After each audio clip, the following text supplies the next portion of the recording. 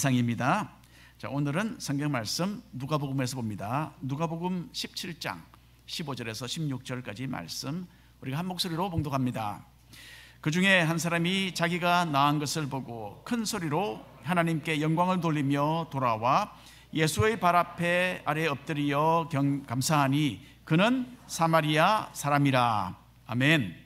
자, 오늘 감사하는 삶이라는 제목으로 함께 하나님의 말씀 살펴보겠습니다.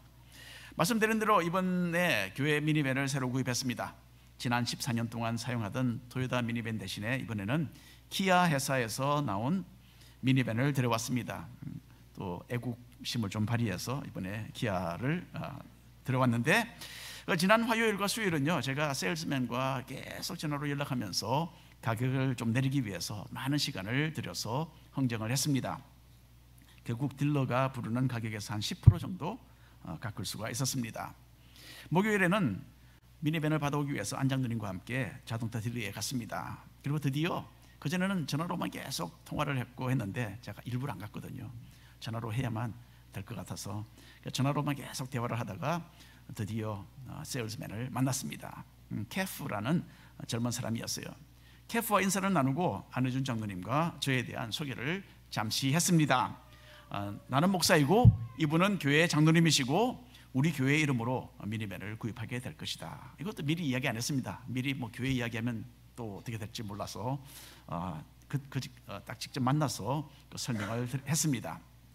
그랬더니 케프는 정말 뜻밖에도 너무나 감격을 하는 거예요. 자기도 믿는 사람이라면서 자기는 교회 목사님과 장로님들 같은 지도자에 대하여 너무나 큰 존경심을 가지고 있다라고 그렇게 말을 합니다.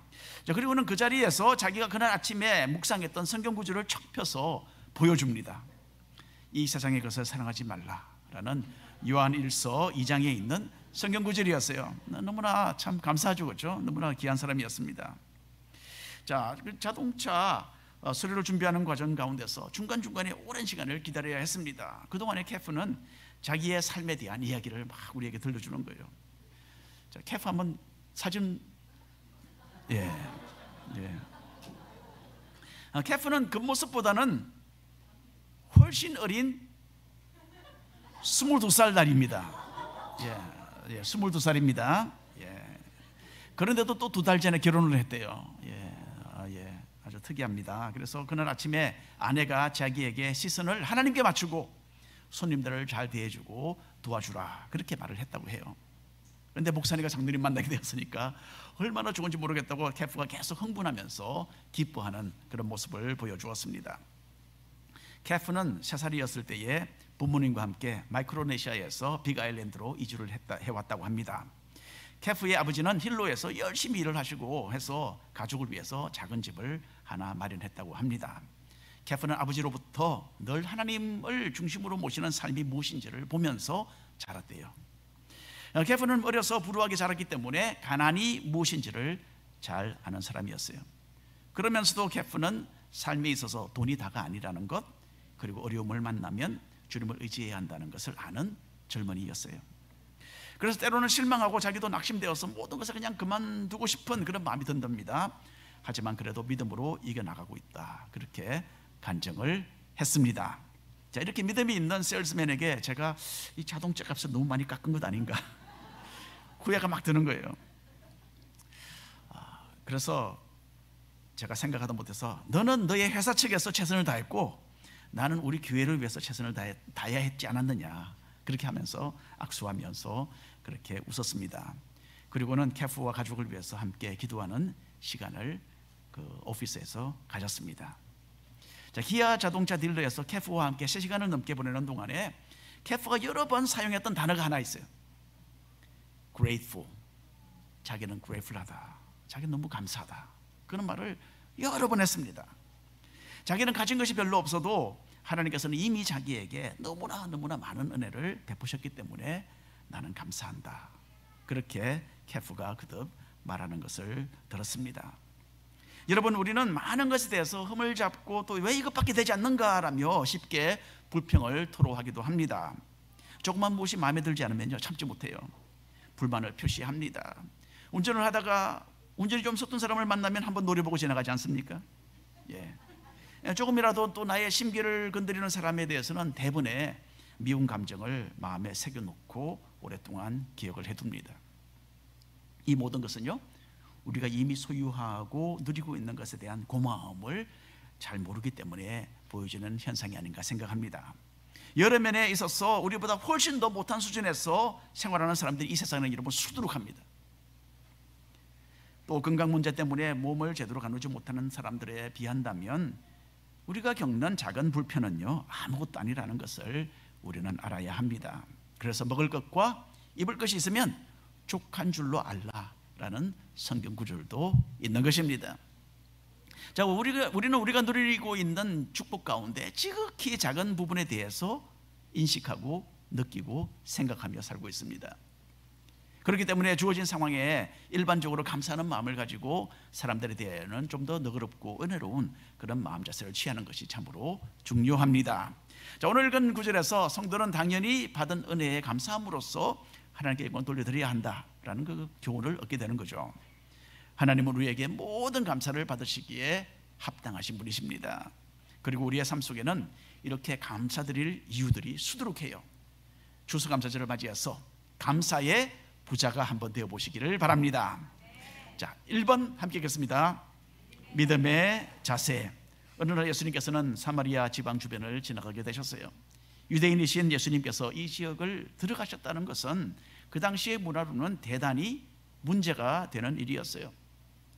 이때로부터 약 한 700년 전에 사마리아에 살던 이스라엘 사람들은 하나님에 대한 신앙에서 벗어나서 다른 이방 종교들과 혼합이 되어서 영적인 순수성을 그만 잃어버리게 됩니다. 유대인들은 이 사람들이 가지고 있었던 하나님에 대한 신앙을 인정하지 않았어요.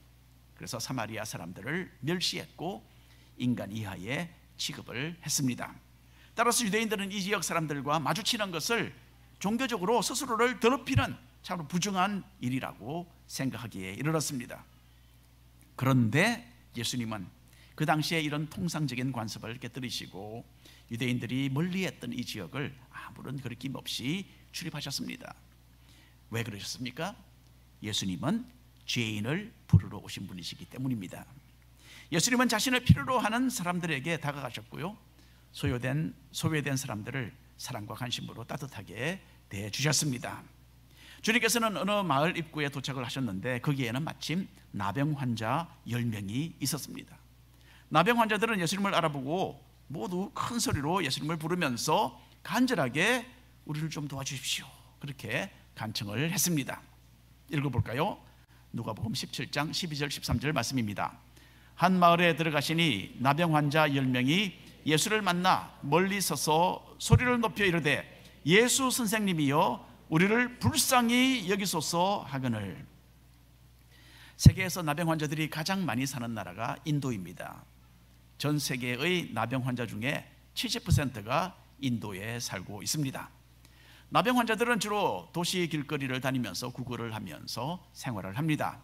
이전에 우리가 인도에 살던 그 동네 시장터에 가면 자주 나와서 구걸을 하던 나병 환자 아주머니가 계셨어요. 이제 우리가 그분의 단골입니다. 그분 우리를 보기만 하면 의뢰의 돈을 얻을 것으로 생각하고 당당하게 우리한테 다가오고는 했습니다. 그 인도 아주머니는 코가 너무나 많이 문드러져서 좀 보기가 안 좋았어요. 돈을 받으려고 손을 딱 내미는데 그 손에는 손가락이 없습니다. 예, 다 문드러졌어요. 그리고 손에 그 둥근 이 부분만 딱 이렇게 있는 거예요. 이렇게 해서 동냥을 했습니다. 그리고 그 아주머니에게 가족의 안부를 물어보면 잠시 여러 가지 이런저런 힘든 이야기를 우리에게 들려주고는 했습니다. 그런데 옛날 이스라엘에는요, 나병 환자들이 이렇게 일반 사람들 근처에 접근하는 것이 허용이 되지 않았어요. 나병 환자들은 동네 외곽 지역에 격리된 채로 자기들만 따로 지내야만 했습니다. 이 사람들은 부모와 가족은 물론이고 사회로부터 철저하게 소외된 참으로 외로운 사람들이었습니다. 그 당시에 나병은 불치의 병이었죠. 살이 썩어 들어가는 이 질병에 걸리는 것은 곧 죽음을 의미했기 때문에 사람들은 나병 환자들을 마치 시체를 대하듯이 했습니다. 그래서 이 10명의 나병 환자들은 예수님을 알아보고서도 가까이 다가오지 못하고 멀찍이 서서 소리를 높여서 주님 하고 불렀던 겁니다. 그리고 자기들을 좀 불쌍히 여겨달라고 당부했습니다. 예수님께서 자기들을 고쳐줄 수 있는 분으로 그렇게 이 사람들은 믿었습니다. 14절 말씀 읽어보겠습니다. 보시고 이르시되 가서 제사장들에게 너희 몸을 보이라 하셨더니 그들이 가다가 깨끗함을 받은지라. 예수님께서는 여러 가지 방법으로 사람들의 질병을 고쳐주셨어요. 아픈 곳을 만지면서 낫게도 하셨고요, 또 능력의 말씀을 명령하셔서 그 자리에서 질병이 떠나게도 하셨습니다. 그런데 이 나병 환자들에게는요 전혀 다른 방법을 선택하셨어요. 그냥 제사장에게 가서 너희들 몸을 보여주어라, 그렇게 말씀을 하셨습니다. 옛날에 제사장들은 사람들을 대신해서 제사를 드리는 일 외에 다른 또 한 가지 중요한 역할을 겸하고 있었습니다. 몸에 신체적인 이상이 있는 그런 이 사람들, 그 사람들을 검사하고 해서 이것이 나병인지 아니를 진단하는 그런 일을 그들이 했습니다. 제사장의 진단에 의해서 한 사람의 인생이 아주 극적으로 돌변할 수도 있었어요. 가족과 어느 날 살다가 갑자기 떠나야만 하는 그런 일들이 벌어질 수도 있는 것이었죠. 만에 하나 나병에 걸렸던 사람이 또 낫게 되면 역시 제사장의 진단이 필요했습니다. 병에서 나와서 깨끗하게 되었다라는 제사장의 선언과 함께 그 사람은 다시 자기의 사랑하는 가족에게로 돌아갈 수 있었던 것입니다. 제사장에게 가서 몸을 보여주라고 하시는 예수님의 말씀은 이 10명의 나병 환자들에게 큰 문제가 되었을 것으로 보입니다. 자기들의 몸에는 전혀 변화가 보이지도 않는데 주님은 마치 완전히 나은 것처럼 가서 너희들 몸을 제사장에게 보여주고 제사장을 만나라 라고 말씀하셨기 때문입니다. 하지만 예수님을 믿고 의지했던 이 나병 환자들은 모두가 다 주님의 말씀에 순종했습니다. 그리고 제사장에게 가는 그 도중에 모두가 다 병고침을 받았다라고 성경에서 기록하고 있습니다. 이 사람들은 믿음으로 나아갔기 때문에 하나님께서 예비하신 은혜를 얻게 된 것이죠.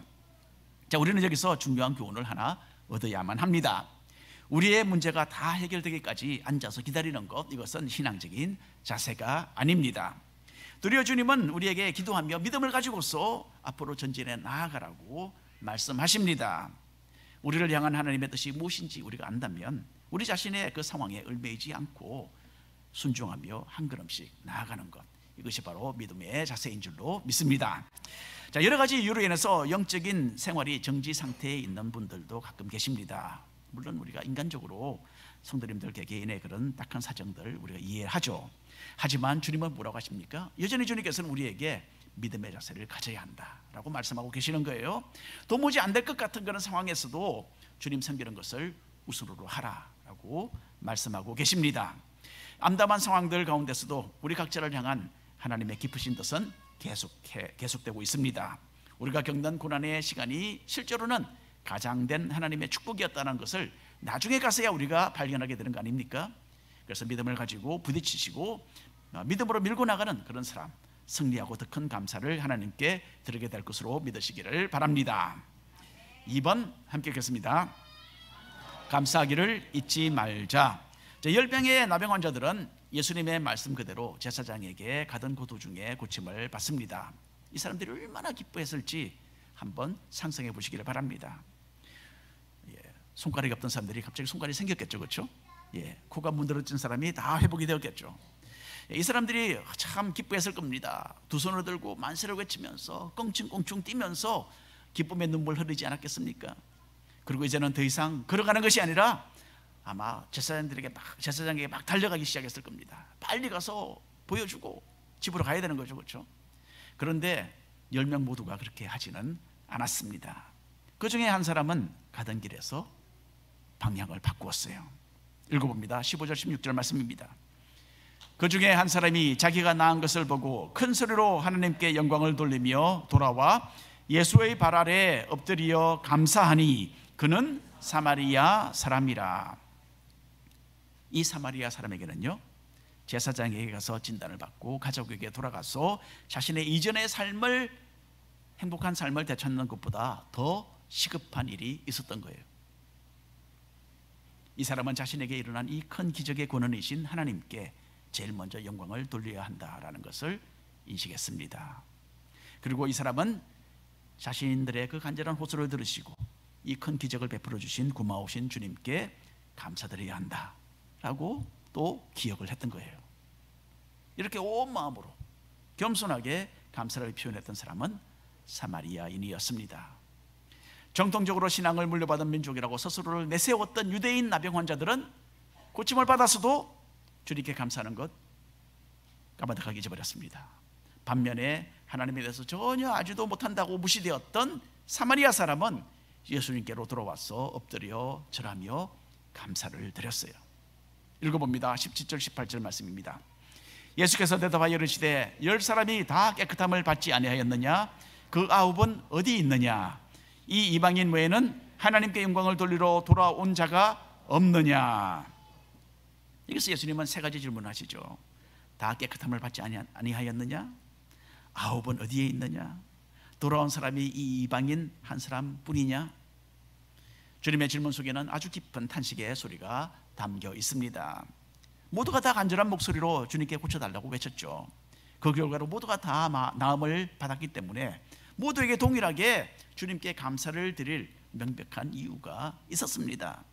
하지만 9명, 절대 대다수죠. 9명은 자기들이 얻은 급변고침의 기적과 기쁨에 도취되어서 그 은혜를 베푸신 주님은 그만 까무득하게 잊어버리고 말았습니다. 우리는 얼마나 자주 주님에 대해서 잊어버리는지 모릅니다. 이런 재미있는 이야기가 있죠. 어떤 사람이 깊은 산속에서 그만 길을 잃어버렸다고 합니다. 너무나 숲이 울창해서 방향 감각을 잃었고 어떻게 그 숲을 빠져나올지 몰라서 덜컹 겁이 났습니다. 나 좀 도와주시오 라고 외쳐보았지만 그 목소리는 그 깊은 숲속에 파묻혀서 들릴 것 같지 않았습니다. 아무리 머리를 짜내도 이 숲을 빠져나갈 그런 방법이 보이지 않자 이 사람은 무릎을 꿇고 하나님께 기도하기 시작했습니다. 하나님, 이 산을 빠져나갈 수 있도록 좀 도와주십시오. 간구를 했습니다. 잠시 후에 어떤 사람이 지나가다가 우연히 그 사람을 발견하게 됩니다. 그리고는 그 사람을 인도해서 산에서 내려올 수 있도록 도와주었다고 합니다. 이 사람은 나중에 자신이 산속에서 경험했던 그 이야기를 친구들에게 들려주었어요. 길을 잃고 헤매게 되었을 때에 기도했다라는 말을 듣고 친구들은 그렇게 기도했던 것이 효과가 있었느냐라고 물었다고 해요. 근데 이 사람의 대답이 괴짜입니다. 나도 하나님께서 어떤 기적을 베푸셔서 나를 도와주실 것으로 기대하고 있었지. 그런데 하나님께서 어떻게 손을 써보시기도 전에 난데없이 그 고마운 사람이 나타나서 그냥 나를 도와주고 말았네. 여러분, 우리도 이렇게 하나님께 감사하기를 아주 쉽게 잊어버리며 삽니다. 기도하던 것이 이루어진 후에는 우리는 얼마나 자주 하나님께서 이것을 해주셨구나라는 것을 잊어버리십니까? 어떤 삶의 위기를 모면하고 난 다음에 우리는 그 어려움을 성공적으로 통과하도록 해주신 하나님께 감사하는 것 딱 생략해버립니다. 도리어 우연히 용케 내가 그 해결책을 찾았구나 그렇게 생각을 합니다. 아니면 내가 참 현명하게 잘 처신했기 때문에 그 문제를 잘 해결할 수 있었어, 그렇게 스스로에게 칭찬을 하는 거죠. 하나님께서는 매일 우리에게 끊임없이 은혜를 베풀어 주십니다. 우리가 아침에 잠에서 깨어나서 하루를 살아가는 그 자체가 하나님이 허락하셔서 이루어지는 일입니다. 그래서 성도는 아침에 일어나면 오늘 하루를 살도록 생명 연장시켜 주신 주님 감사합니다, 머릿속에 기도하는 거예요. 그리고 밤이 되어서 잠자리에 들 때에는 잠시라도 주님, 오늘 하루 동안 주님께서 보살펴 주셨네요 생각하면서 주님께 감사와 찬양의 기도를 드리는 것이 마땅합니다. 감사하기를 잊지 않는 나병 환자, 이 사람은 예수님으로부터 병고침 이상의 복을 받게 됩니다. 19절 말씀 함께 읽겠습니다. 그에게 이르시되 일어나 가라, 내 믿음이 너를 구원하였느니라 하시더라. 감사할 줄 아는 사람은 더 차원 높은 하나님의 은혜를 경험하면서 더 성숙한 모습으로 나아갑니다. 10사람 모두가 나병에서 고침을 받았죠. 그러나 이 한 사람만 예수님과 더 깊은 대화를 나누게 됩니다. 그리고 이 사마리아 사람은 죄인을 구하려고 이 땅에 오신 그 하나님, 그 하나님을 진정으로 만나는 참된 구원의 은혜를 얻게 되었던 것입니다. 3번 함께 읽겠습니다. 어려움 속에서도 감사. 감사에 대해서 가르치는 성경 구절은 아마 수백 개가 될 것입니다. 성경적인 감사는 좋은 일을 만나 기쁨이 넘칠 때만 하는 것은 아닙니다. 역경을 만나서 어려움 가운데 있을 때나 고민스러운 일로 인해서 낙심되고 또 괴로울 때에도 하나님께 감사하라. 성경은 그렇게 우리에게 교훈을 합니다. 왜냐하면 우리가 이미 받은 은혜가 너무나 크기 때문에 그래요. 자, 데살로니가전서에 있는 말씀 읽겠습니다. 항상 기뻐하라, 쉬지 말고 기도하라, 범사에 감사하라. 이것이 그리스도 예수 안에서 너희를 향하신 하나님의 뜻이니라. 고난 속에서 감사드렸던 대표적인 예로서 미국에 처음 도착했던 청교도들을 우리가 생각해 볼 수 있습니다. 청교도들은 약 한 400년 전에 하나님을 향한 신앙의 순수성을 지키기 위해서 온갖 어려움을 무릅쓰고 유럽에서 대서양을 건너 미국에 도착했던 사람들입니다. 이 사람들은 65일간의 그 항해 기간 동안 폭풍을 만나서 많은 고생을 했어요. 청교도들은 가까스로 미국에 도착하게 되었는데 그때에 도착하면서 시편 100편 말씀을 펴서 읽으면서 하나님께 감사 기도를 올렸습니다. 시편 100편 4절 5절 읽겠습니다. 감사함으로 그의 문에 들어가며 찬송함으로 그의 궁정에 들어가서 그에게 감사하며 그의 이름을 송축할지어다. 여호와는 선하시니 그의 인자심이 영원하고 그의 성실하심이 대대에 이르리로다. 아멘. 청교도들은 그야말로 죽을 고생을 했고 가진 것은 없었지만 선한 목자 되신 하나님께서 자신의 양떼들을 기르시며 돌보실 것을 확신했던 것입니다. 이런 깊고도 견고한 신앙이 이 사람들로 하여금 넘치는 감사를 하나님께 올리도록 했던 것입니다. 참혹한 상황 속에 믿음을 잃지 않고 감사를 드렸던 또 하나의 예가 있습니다. 청교도들이 미국에 도착할 무렵에 유럽에는 30년 전쟁이 시작되고 있었어요.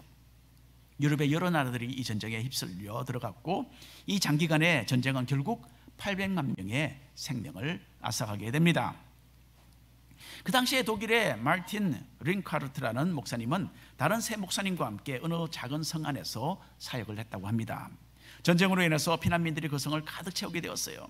기근과 또 전염병으로 사람들이 죽어가기 시작했습니다. 4명의 목사님 중 한 분은 자신의 신변의 위협을 느끼고서 안전한 곳을 찾아 떠났습니다. 다른 2명의 목사님은 사망을 해서 그 장례식을 링카르트 목사님이 인도하셨습니다. 그 성에 남아있는 이제 유일한 목사로서 링카르트 목사님은 계속 힘든 사역을 이어갔습니다. 매일 많은 사람들이 죽어갔기 때문에 장례식을 치르는 것이 목사님의 주된 사역 중에 하나였습니다. 어느 해에는 하루에 보통 한 40명에서 50명가량이 죽었다고 해요. 그래서 이 사망자들을 위해서 장례를 치러야만 했습니다.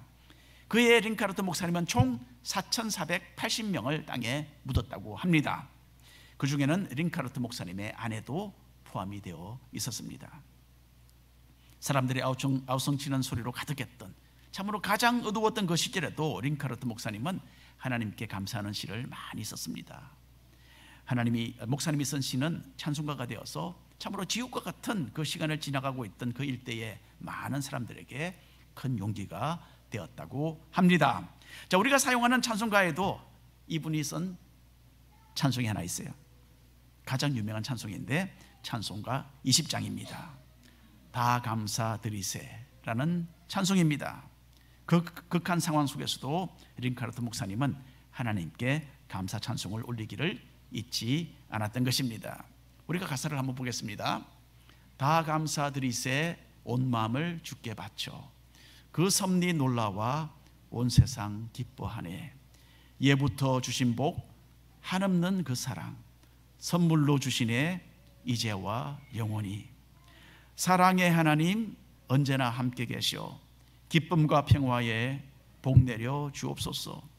몸과 마음 병들 때 은혜로 지키사 이 세상 악에서 구하여 주소서. 감사와 찬송을 다 주께 드리어라. 저 높은 곳에서 다스리시는 주님 영원한 하나님 다 경배할지라. 전에도 이제도 장래도 영원히. 아멘. 오늘 결론의 말씀을 드리고 싶습니다. 자기 중심적인 사람은요 좋은 일에도 고마움을 잘 표현할 줄 모릅니다. 자기가 누리는 만족감과 기쁨에 도취되어서 그 모든 좋은 일을 허락하신 하나님을 잊어버리는 것입니다. 나병 환자였던 사마리아 사람은 예수님께 돌아와서 자신의 깊은 사랑과 감사를 표현했습니다. 이걸 보시고 주님은 아홉은 어디 있느냐 라고 하시면서 탄식하셨어요. 시편 50편에 있는 말씀 함께 읽겠습니다.